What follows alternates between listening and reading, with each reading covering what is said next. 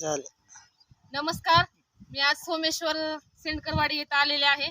आज आपण शेतकऱ्यांना सोयाबीनसाठी काही प्रोडक्ट दिले होते, त्यांच्यातूनच ऐकू आपण रिझल्ट.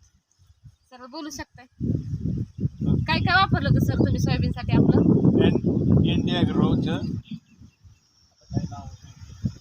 पहिल्यांदी भुवासर 2 वापरले. 2 वापरले. हा, आणि नंतर फवारणीला 2 प्राऊड, एमआय स्प्रे आणि ग्रो मॅजिक आणि ओलिप वापरलं ना.